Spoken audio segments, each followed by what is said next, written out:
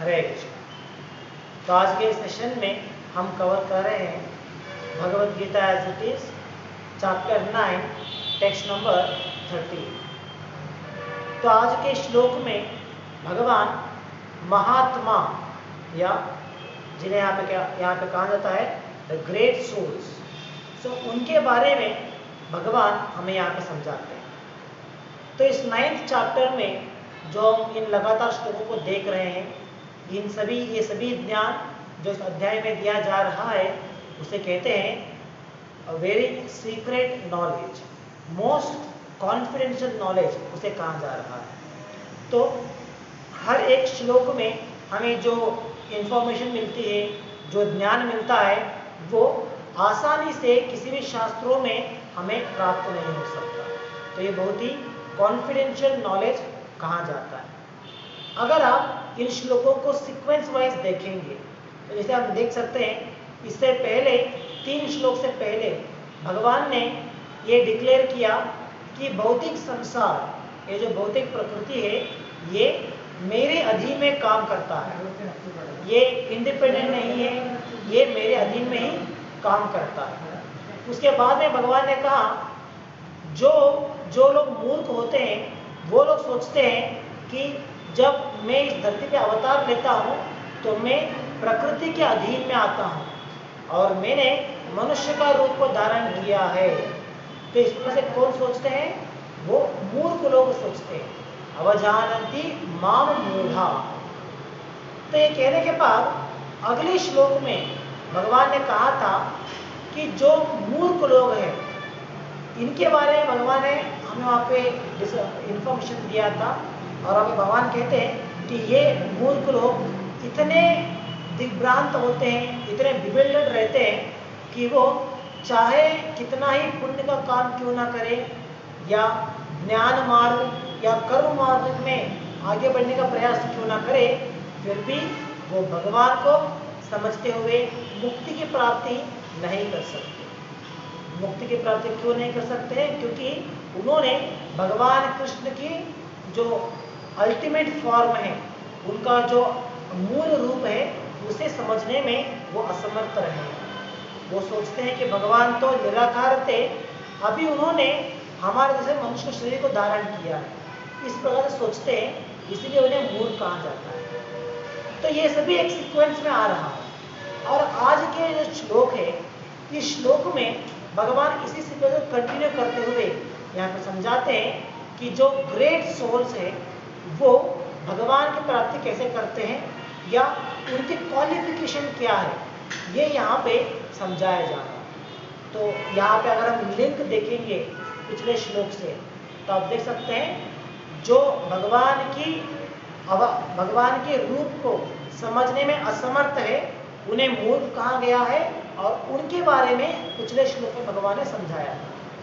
और जो लोग भगवान के रूप को समझ सकते हैं, जो भक्त है जो भगवान के रूप को समझ सकते हैं, उन्हें महात्मा कहा जाता है, और उनके बारे में आज के श्लोक में हमें समझाया जाता है। तो इस श्लोक में भगवान कहते हैं महात्मानस्तु माम पार्थ दैवीं प्रकृतिम आश्रितः।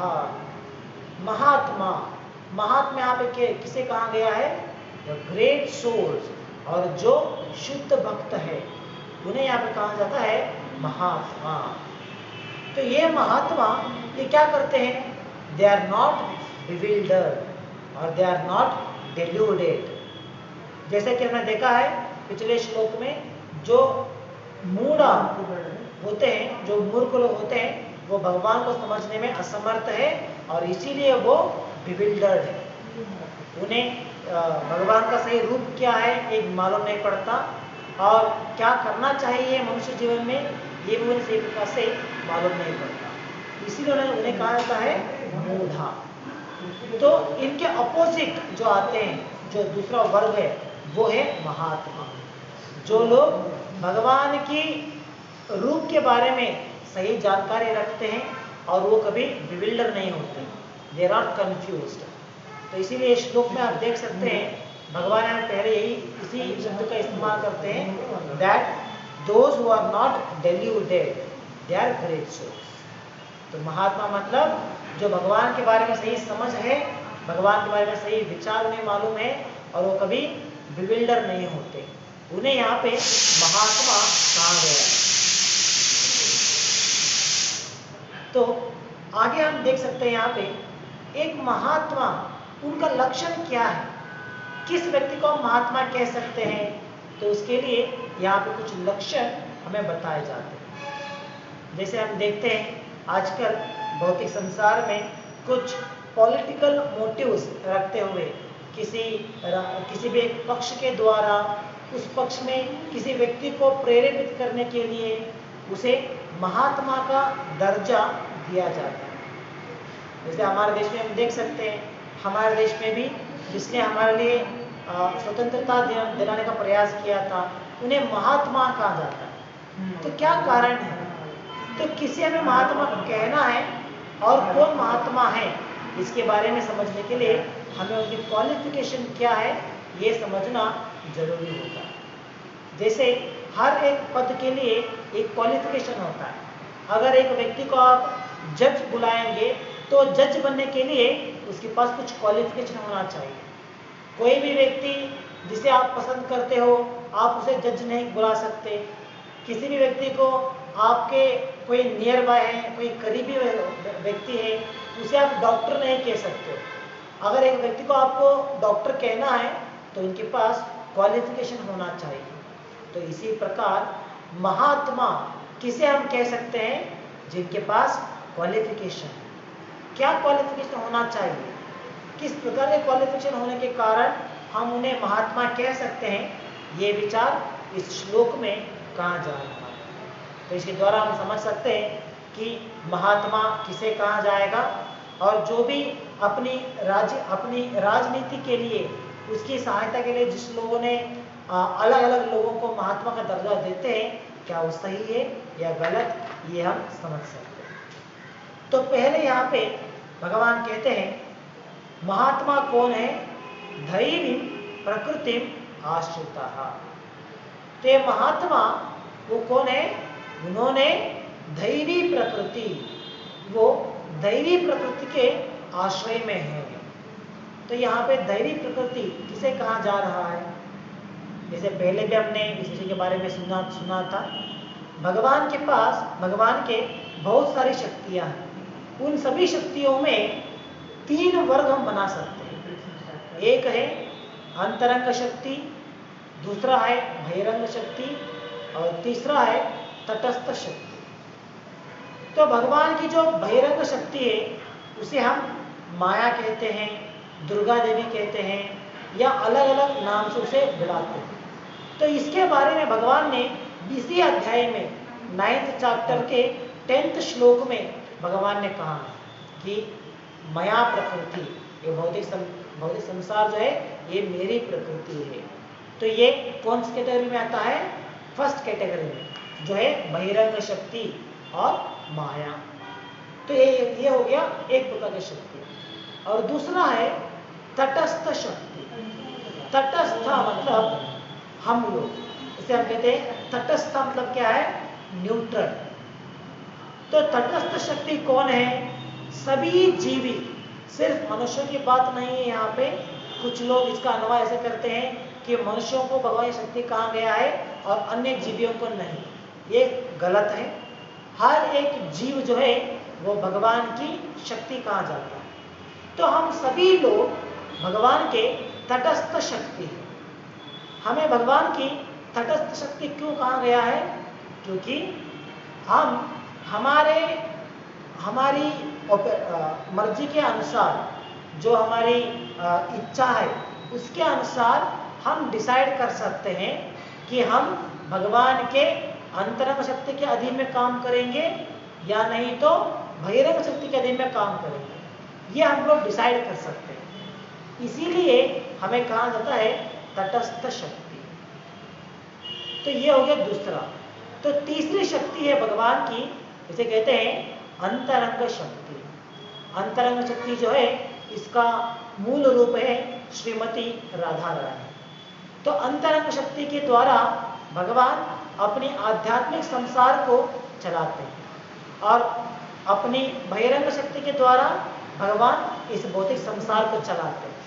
और हम लोग तटस्थ शक्ति होने के कारण हम लोग डिसाइड कर सकते हैं कि क्या हमें अंतरंग शक्ति के अधीन में भगवान के धाम में रहना है या नहीं तो बहिरंग शक्ति के अधीन में भौतिक संसार में रहना है, ये हम लोग डिसाइड कर सकते हैं। तो यहाँ पे भगवान की जो अंतरंग शक्ति है इसे कहा जा रहा है दैवी प्रकृति। तो इस श्लोक में जब भगवान कहते हैं दैवी प्रकृति तो ये भगवान की अंतरंग शक्ति को सूचना दिया जा रहा है।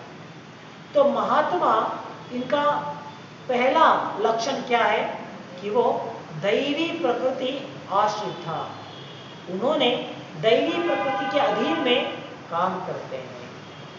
दैवी प्रकृति के अधीन में काम करते हैं इसका मतलब है कि वो भगवान के जो अंतरंग शक्ति है उसके अधीन में काम कर रहे हैं।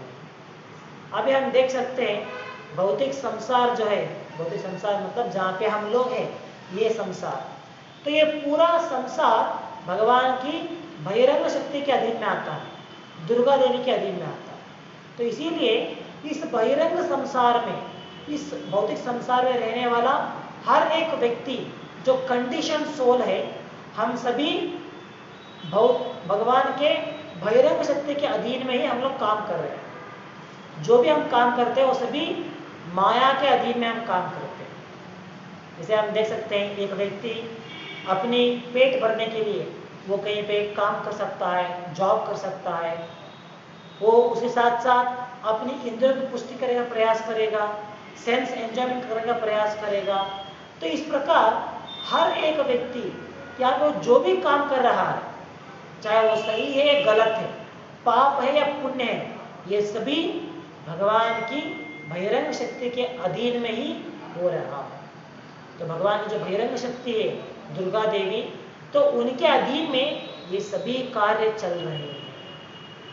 तो कुछ लोग सोचते हैं अगर हम पुण्य का काम करते हैं, जैसे किसी को दान करना, किसी को सहायता करना, भूखे को खाना देना, प्यासे को पानी पिलाना, इस प्रकार की कोई अच्छे काम हम करते हैं, बड़े पुण्य का काम करते हैं, तो ये भगवान के अधीन में हम काम कर रहे हैं या भगवान इस काम से प्रसन्न हो जाएंगे, इस प्रकार से हम लोग सोचते हैं। लेकिन एक्चुअली सही नहीं है, क्योंकि चाहे एक व्यक्ति पुण्य का काम करे या पाप का काम करे, वो दोनों भी माया के अधीन में ही काम कर रहा है। तो भौतिक संसार में रहने वाला हर एक शख्स जो है वो माया के अधीन में है, भगवान की बहिरंग शक्ति के अधीन में काम कर रहा है। तो जो महात्मा है वो लोग बहिरंग शक्ति के अधीन में काम नहीं करते, दुर्गा देवी के अधीन में काम नहीं करते, बल्कि वो लोग अंतरंग शक्ति के अधीन में काम करते हैं।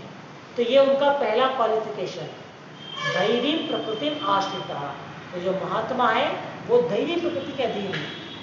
तो दैवी प्रकृति के अधीन में मतलब क्या है, जैसे भगवान की अंतरंग शक्ति है श्रीमती राधा रानी, तो राधा रानी के अधीन में वो कार्य करते हैं। तो कोई सोच सकते हैं कि भगवान के अंतरंग शक्ति के अधीन में कार्य करना मतलब किस प्रकार के कार्य ये हो सकते हैं। जैसे हमने बहिरंग शक्ति के अधीन में काम करने के लिए कुछ उदाहरण दिया है। जैसे हर एक व्यक्ति जो भी अपनी इंद्रिय तृप्ति के लिए काम कर रहा है, अपने पेट भरने के लिए काम करता है, चाहे वो अच्छा हो या बुरा हो, वो सभी बहिरंग शक्ति के अधीन में आता है। तो इसी प्रकार जब अंतरंग शक्ति के अधीन में कार्य करना, तो इसका मतलब है सभी प्रकार के डिवोशनल एक्टिविटीज, जो भी हम भक्ति मार्ग में काम करते हैं, वो सभी कार्य जो है उसे कहा जाता है कि वो सभी भगवान के अंतरंग शक्ति के अधीन में आता है। जैसे हम देख सकते हैं प्रभुपाद जी ने अपनी इतनी बड़ी संस्था के द्वारा हमें इतने सारे फेस्टिवल्स, इतने सारे त्योहार प्रभुपाद ने दिया। तो हर एक फेस्टिवल के लिए इतना सारा प्रिपरेशन होना चाहिए, कितनी सारी तैयारियां होती हैं। तो ये सभी जो कार्य होते हैं वो सभी स्पिरिचुअल एक्टिविटी कहलाते हैं, क्योंकि यहाँ पे कोई भी व्यक्ति अपनी संतुष्टि के लिए काम नहीं करता है, बल्कि सभी लोग भगवान की संतुष्टि के लिए काम करते हैं। जैसे एक एग्जाम्पल ले लीजिए, जैसे एक फेस्टिवल आता है, जैसे जन्माष्टमी आ रहा है, तो जन्माष्टमी के लिए हर एक मंदिर में बड़े बड़े त्यौहार बनाते हैं। कुछ मंदिर में बहुत जोर से चलता है, कुछ मंदिर में कुछ शांत से चलता है। तो हर एक मंदिर में उस फेस्टिवल के लिए इतने सारे अरेंजमेंट होता है। तो सभी कार्य जो है वो सभी आध्यात्मिक कार्य कहलाते हैं। They are all spiritual work. भगवान की सेवा में जो भी हम कार्य करते हैं वो सभी स्पिरिचुअल वर्क कहलाता है, स्पिरिचुअल एक्टिविटीज कहलाते हैं। तो ये सभी स्पिरिचुअल एक्टिविटी जो है वो सभी कोई भी व्यक्ति अपने संतुष्टि के लिए नहीं करता है। ऐसा नहीं कि मुझे अच्छा लगता है इसलिए हम करेंगे, नहीं। एक भक्त स्पिरिचुअल एक्टिविटी में भाग लेता है क्योंकि वो भगवान को प्रसन्न कर सकता है। अगर हम भगवान की सेवा करेंगे, भगवान के लिए त्यौहार बनाएंगे, भगवान के बारे में प्रचार करेंगे, भगवान के लिए नाम संकीर्तन करेंगे, तो ये सभी एक्टिविटी अगर हम करते हैं तो इससे भगवान प्रसन्न होते हैं। तो इसीलिए इन्हें कहा जाता है स्पिरिचुअल एक्टिविटीज। तो ये सभी प्रकार के जो स्पिरिचुअल एक्टिविटी है वो सभी भगवान के अंतरंग शक्ति के अधीन में आता है। राधा रानी के अधीन में ये सभी कार्य किए जाते हैं। तो प्रभुपाद जी ने अपने इस इतनी बड़ी संस्था के द्वारा हमें इतने अलग अलग प्रकार की सेवा करने का एक अवसर प्रदान किया है। जैसे हम देख सकते हैं, हम प्रभुपाद की इस मूवमेंट में बुक डिस्ट्रीब्यूशन कर सकते हैं। बुक डिस्ट्रीब्यूशन के द्वारा भगवान के जो वाक्य हैं, जो आध्यात्मिक विचार हैं, इन्हें लोगों तक पहुंचाने का प्रयास कर सकते हैं। दूसरा है, हम प्रचार कर सकते हैं, किसी भी व्यक्ति को भगवान के बारे में समझा सकते हैं, भगवत गीता के बारे में समझा सकते हैं, उन्हें नाम संकीर्तन करने के लिए प्रेरित कर सकते हैं। इसके साथ हम भगवान के विग्रह का आराधना कर सकते हैं, उनके लिए सेवा कर सकते हैं। बड़े बड़े त्यौहार आएंगे तो त्यौहार के लिए हम तैयारियां कर सकते हैं। तो इस प्रकार से इतनी सारी वैरायटीज ऑफ एक्टिविटीज हम देखते हैं जो डिवोटीज एंगेज्ड है। तो इन सभी वैरायटीज ऑफ एक्टिविटीज जो डिवोटीज एंगेज होते हैं, इन सभी एक्टिविटीज को कहा जाता है स्पिरिचुअल एक्टिविटीज। ये सभी आध्यात्मिक कार्य हैं। तो ये सभी आध्यात्मिक कार्य और स्पिरिचुअल एक्टिविटी जो है वो सभी भगवान के अंतरंग शक्ति के अधीन में है। They are all under supreme lord's internal potency under. तो उनके अधीन में ये सभी कार्य होते हैं। तो इसीलिए महात्मा उन्हें कहा जाता है जो भगवान के इस अंतरंग शक्ति के अधीन में ही काम कर रहा है। तो वो कभी भी बहिरंग शक्ति के अधीन में काम नहीं करेगा। He is always under the internal potency of the Lord. भगवान के अंतरंग शक्ति में ही काम करते हैं, ना ही बल्कि बहिरंग शक्ति के अधीन। तो ये एक फर्स्ट क्वालिफिकेशन है महात्मा के लिए। तो इसीलिए हमें समझना है, इस क्वालिफिकेशन द्वारा हमें समझ लेना है कि महात्मा हम सिर्फ उन्हें कह सकते हैं जो प्योर डिवोटीज है, जो शुद्ध भक्त है। तो शुद्ध भक्त है, सिर्फ उन्हें ही हम महात्मा कह सकते हैं। इनके अलावा किसी भी अन्य व्यक्ति को महात्मा हम नहीं कह सकते। मान लीजिए एक व्यक्ति भक्ति योग में तो कुछ भाग नहीं ले रहा है, भगवान का बड़ा भक्त भी नहीं है, फिर भी बड़े अच्छे कर्म कर रहा है, पुण्य का काम कर रहा है, तो उसे हम महात्मा नहीं कह सकते। तो महात्मा कहने के लिए ये फर्स्ट क्वालिफिकेशन होना जरूरी है, और वो है कि वो भगवान के शुद्ध भक्त है। क्योंकि भगवान के शुद्ध भक्त ही भगवान के अंतरंग शक्ति के अधीन में आते हैं। उनके अलावा बाकी सभी लोग भगवान की बहिरंग शक्ति के अधीन में ही काम करते हैं। चाहे वो बड़े पॉलिटिशियन हो सकते हैं, या बड़े बड़े समाज सुधारक हो सकते हैं, बड़े बिजनेसमैन हो सकते हैं, या एक बुजुर्ग व्यक्ति हो सकता है, ये सभी बहिरंग शक्ति के अधीन में ही काम कर रहे हैं। तो उनके लिए सिर्फ एक ही एक्सेप्शन है, और वो है एक शुद्ध भक्त। तो शुद्ध भक्त उतना ही भगवान की अंतरंग शक्ति के अधीन में काम कर रहा है, और इसीलिए उन्हें कहा जाता है महात्मा। और ये भगवान यहाँ कहते हैं भजंती अनन्य मनसो। तो ये महात्मा, इनका दूसरा क्वालिफिकेशन क्या है? ये हमेशा सदैव उनकी कॉन्शियसनेस क्या होता है, यहाँ कहते हैं उनकी कॉन्शियसनेस तो कहते हैं कि भजन्ति, वो हमेशा भजन में लगे हुए हैं। भजन करना मतलब क्या है? हमेशा स्मरण करने में। भगवान का नाम संकीर्तन के द्वारा हो सकता है, प्रचार के द्वारा हो सकता है, संकीर्तन के द्वारा या जप के द्वारा। तो इस प्रकार हमेशा वो भगवान के बारे में भजन कर रहे हैं। तो ये भगवान के बारे में भजन कैसे कर रहे हैं? अनन्य मनसो, अ कांस्टेंट माइंड, कंटिन्यूअसली, बिना किसी दूसरे काम के बिना सिर्फ यही एक काम में अपने मन को उन्हें लगा दिया, और वो है भजन्ति। तो यहाँ पे भजन्ति का एक डायरेक्ट अर्थ होता है, वो है भजन करना, भगवान का भजन करना। और इसका दूसरा अर्थ है कि सेवा करना। तो सभी प्रकार की जो डिवोशनल एक्टिविटीज हैं, सभी प्रकार की जो सेवा है, डिवोशनल सर्विस, वो सभी भजन ही कहा जाता है। इस प्रकार एक महात्मा वो हमेशा उनका कॉन्शियसनेस या उनकी प्रज्ञा क्या होती है? भगवान के भजन में मग्न होता है। इसके लिए हम एक उदाहरण देख सकते हैं, जैसे एक बिजनेसमैन जो है वो हमेशा अपने बिजनेस के बारे में सोचता रहता है। He is always conscious of his business. Proper एक उदाहरण देते हैं, जैसे एक व्यक्ति, एक मारवाड़ी व्यक्ति जो दुकान में हर दिन जो सवेरे से लेकर रात तक अपनी दुकान में रहता है, जो भी वो काम करता है, तो रात के समय जब वो सो जाता है तो सोते समय भी वो अपने ही काम के बारे में विचार करता रहता है, और इसीलिए वो नींद में भी अपना जो काम है, जो वर्क वो करता है अपनी दुकान में, उसी के बारे में वो बड़बड़ाता रहता है। जैसे अगर वो एक वहाँ पे नींद में भी अपनी स्टॉक का गिनती करता रहेगा या उसको कुछ रेट कहता रहेगा, तो इस प्रकार से वो उसी के बारे में बड़बड़ाता रहता है। इसका मतलब वो हमें क्या सिखाता है कि वो अपनी काम के प्रति, अपने बिजनेस के प्रति इतना कॉन्शियस है, इतना मग्न हो गया अपने बिजनेस में कि नींद में भी वो अपने बिजनेस के बारे में ही सोचता है। तो इसी प्रकार जैसे एक बिजनेस व्यक्ति का कॉन्शियसनेस पूरी तरीके से बिजनेस में डूब जाता है, तो इसी प्रकार एक महात्मा जो एक शुद्ध भक्त है, उनकी जो कॉन्शियसनेस है वो हमेशा भगवान के प्रति लगा हुआ है। So is always conscious about supreme Lord.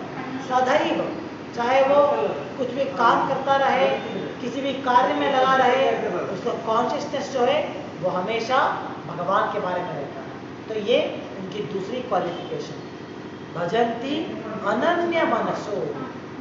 तो बाद में कहते हैं ज्ञात्वा भूतानि अव्ययम। तो इस प्रकार की एक कॉन्शियसनेस रखने के लिए उन्हें क्यों पॉसिबल होता है? क्योंकि वो भगवान के प्रति इस सही ज्ञान को वो रखते हैं कि वो सोचते हैं, वो समझ लेते हैं कि भगवान कृष्ण कोई आम इंसान नहीं है, वो हमारे से कोई आम व्यक्ति नहीं है, बल्कि वो स्वयं देवोत्तम परम पुरुष हैं, जिन्होंने इस पूरी संसार की सृष्टि किया है, पूरा संसार उनके द्वारा रचाया गया है। तो ये सभी ज्ञान, भगवान के बारे में पूरा ज्ञान इस महात्मा के पास उपलब्ध होता है। तो इसीलिए वो हमेशा भगवान के बारे में ही मग्न रहते हुए, भगवान के बारे में सोचते हुए, भगवान की अंतर शक्ति के अधीन में काम कर सकते हैं। जैसे मान लीजिए अगर हमें किसी व्यक्ति के अधीन में काम करना चाहिए, तो पहले में उस व्यक्ति के बारे में समझना चाहिए। जैसे अगर आप एक कंपनी में काम करने जाते हैं, तो आपको समझ होनी चाहिए कि आपका कंपनी का ओनर कौन है, उसका सीईओ कौन है, उस कंपनी में क्या काम होता है एक्चुअली। तो ये समझना पड़ता है, तब जाके आप वहाँ पे सही प्रकार से काम कर सकते हैं। अगर आपको आपकी कंपनी के बारे में कुछ भी मालूम नहीं है, फिर भी आप उनके अधीन में काम करना चाहते हैं, तो ये पॉसिबल नहीं होगा। तो इसी प्रकार एक महात्मा हमेशा भगवान के अंतरंग शक्ति के अधीन में होते हुए, भगवान के बारे में स्मरण करते हुए सदैव काम करते हैं, कार्य करते हैं, आध्यात्मिक कार्य करते हैं, क्योंकि उन्हें भगवान के बारे में संपूर्ण ज्ञान है, भगवान के बारे में पूरा ज्ञान उनके पास उपलब्ध है, इसीलिए उन्हें ये पॉसिबल होता है। तो ये दो प्रमुख क्वालिफिकेशन आज के श्लोक में प्रभुपाद हमें समझाते हैं कि एक महात्मा कौन है। तो इस प्रकार से ज्ञान को प्राप्ति करते हुए हमें समझना चाहिए कि महात्मा हम किसे कह सकते हैं और किसे नहीं कह सकते। तो सिर्फ शुद्ध भक्त ही महात्मा कहलाए जा सकते हैं। उनके अलावा कोई भी अन्य व्यक्ति, चाहे वो राजनीति में हो या बिजनेस में हो या समाज सेवा में लगे हो, उन्हें हम महात्मा नहीं कह सकते unless until he is a pure devotee। तो ये सभी विचार आज के श्लोक में हमें समझाया जा रहा है। तो भावार्थ में प्रभुपाद कुछ विचारों को यहाँ पे हमें समझाते हैं।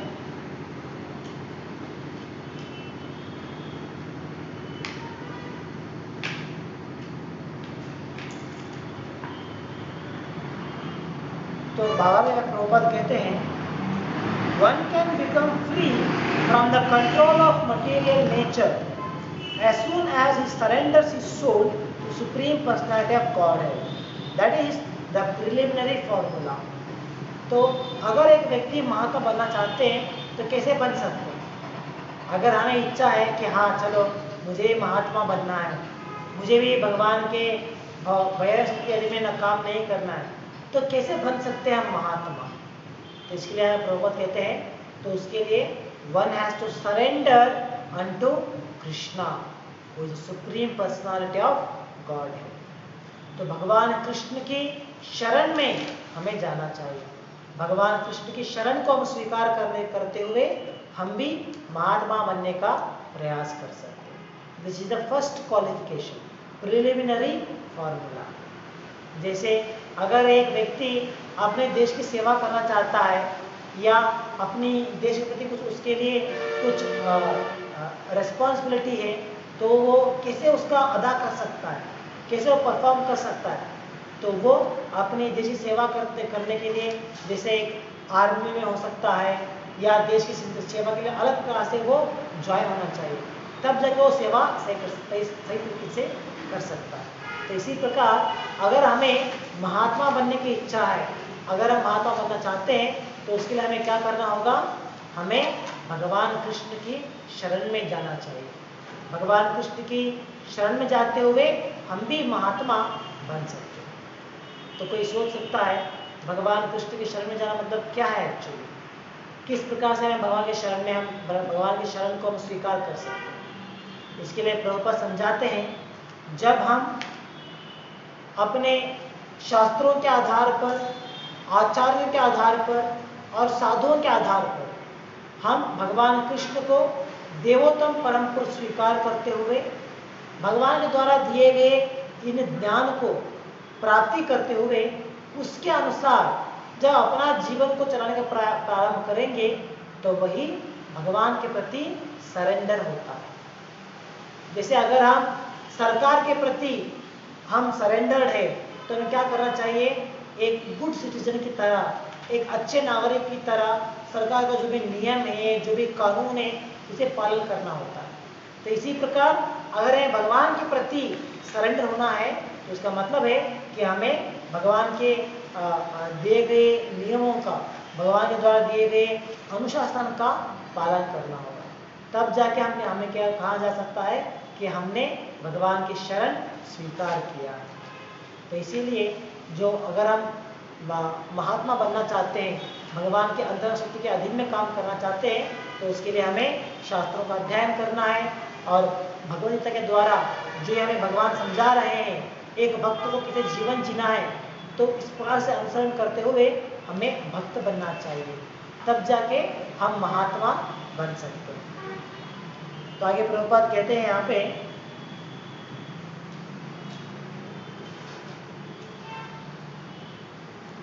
The Mahatma does not divert his attention to anything outside Krishna because he knows perfectly well that Krishna is the original supreme person, the cause of all causes। तो एक महात्मा भगवान के व्यतिरिक्त, भगवान के अलावा अन्य किसी के प्रति भी या अन्य किसी भी मार्ग में वो आकर्षित नहीं होते। हम देखते हैं कुछ लोग आध्यात्मिक जीवन में आने के बाद भी वो सामाजिक कार्य में ज़्यादा से ज़्यादा लग जाते हैं, जैसे कि अस्पताल खोलना, लोगों के लिए अस्पताल की सेवा दो, या नहीं तो कहीं पे पानी का व्यवस्था करो। तो इस प्रकार से सामाजिक कार्य में वो लोग लग जाते हैं। तो ये जो सामाजिक कार्य होते हैं ये सभी एक्चुअली भौतिक कार्य हैं। इनमें भक्तों के लिए भक्तों को आसक्ति नहीं होता। भक्तों को तो आसक्ति है आध्यात्मिक कार्य। क्यों? क्योंकि किसी भी प्रकार के भौतिक कार्य के द्वारा क्या हो सकता है, हम हमारे जीवन को यहाँ पे सुधारने का या अच्छा जीवन बिताने का प्रयास हम लोग कर सकते हैं, लेकिन शास्त्रों का उद्देश्य ये नहीं है कि हमें इस संसार में आनंद से खुशी से कैसे रहना है ये सिखाया नहीं जाता है, बल्कि हमें किस प्रकार से यहाँ पे जितना हमारा समय है उतना समय किस प्रकार से हमें बिताना है और उसके द्वारा भगवान के काम को कैसे जाना है ये हमें सिखाया जाता है।